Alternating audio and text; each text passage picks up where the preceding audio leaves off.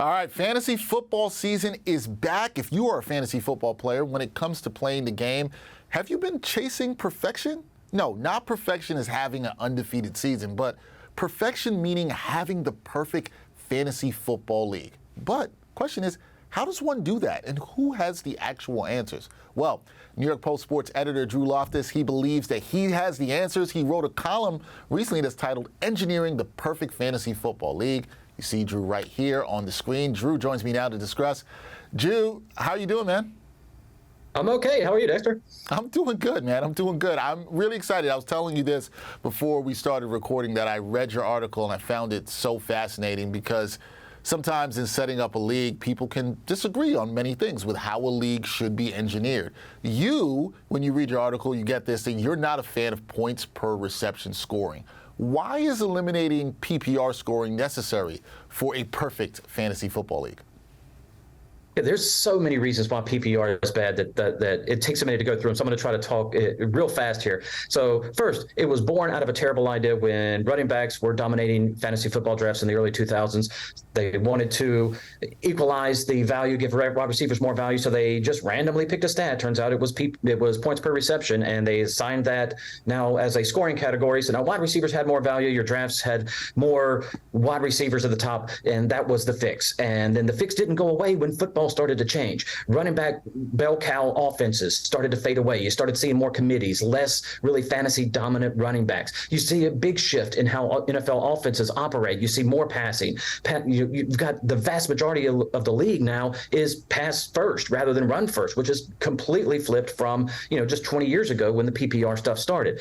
And during this time, PPR stayed the same. Nothing's really changed. We haven't really evolved with the game.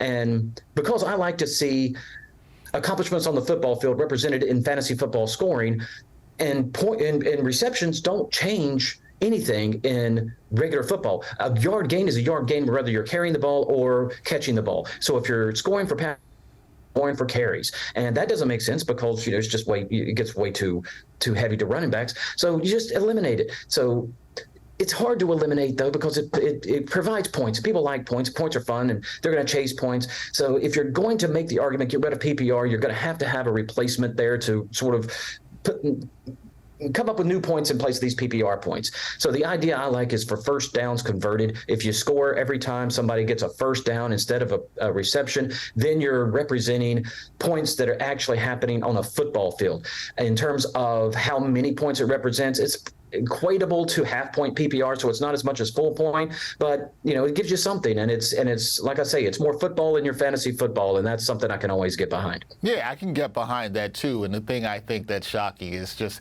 how much there hasn't been an evolution, as you talked about the need for PPR scoring, or it came about in the early 2000s, and how things haven't evolved with fantasy football and construction of a league in the way that the game has evolved.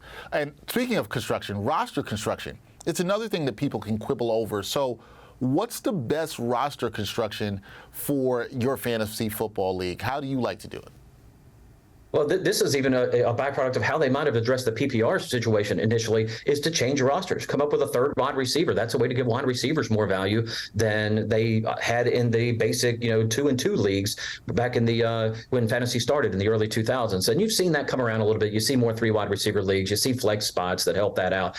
But the one that I really like is the super flex position.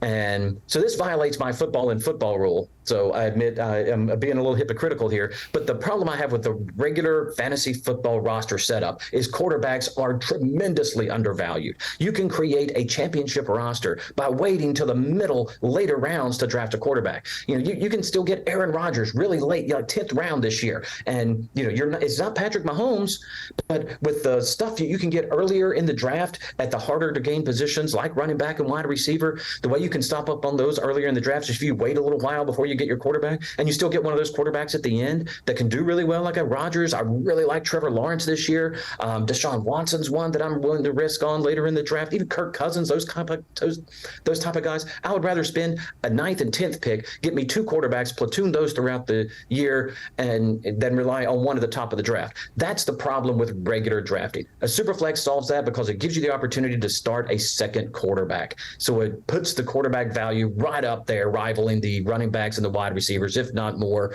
And that solves that tremendous gap in quarterback value that exists in regular fantasy leagues. Yeah, and that is interesting with the super flex position because that also affects, how you will draft, which is fun. We want the drafts to be fun. And that brings us to the next thing here, Drew. Let's talk about drafting your league. The most common type of draft among players is the snake draft. However, in your article, you said that snake drafts, no go. What is the best draft for a perfect fantasy football league? Well, I would say this. It's not necessarily that snakes are a no-go. Snakes are the easy one, and snakes are fine. There's nothing. It's not that I dislike snakes. It's that auctions are just so much better. And again, it goes back to this equality factor. In an auction league, you don't have to worry about draft position. You're not locked out from getting any player in the board. You can have anybody. You just need to be willing to pay for them. If you get the number 10 pick in your draft, you're not going to get Justin Jefferson. It's just not going to happen unless you're playing with the biggest idiots out there. You have been relegated to a position where it's impossible for you to get these certain players. An auction eliminates that. It's more, you have more, activity in an auction. You're more engaged because you have to pay attention to every pick because, you don't know when to, you don't know when somebody you want to bid on is going to be nominated. So you have to pay attention to that. Sometimes you even want to be involved in a player you don't want, just to drive up the price for guys who do. So it adds these new layers of strategy. It's just so much more fun. The only problems with auctions is they take so long. And so I understand why, and even, the leagues I run, I don't do an auction just because it's so difficult to organize and get people together for that length of time. But boy, do I love them so much more. You know what? You brought that up. I was like, I've never done an auction draft, and the reason why I have not done one is because of what you mentioned. They take way too long, but they do seem really interesting and fun. That is Drew Loftus, sports editor for the New York Post. Go check out his article on engineering the perfect fantasy football team. It's up right now on NewYorkPost.com. Drew, good to connect with you. Good to talk some fantasy football. We'll have to do it again soon down the road. Absolutely. Thanks for having me. I had a ball. Anytime, man. Thank you.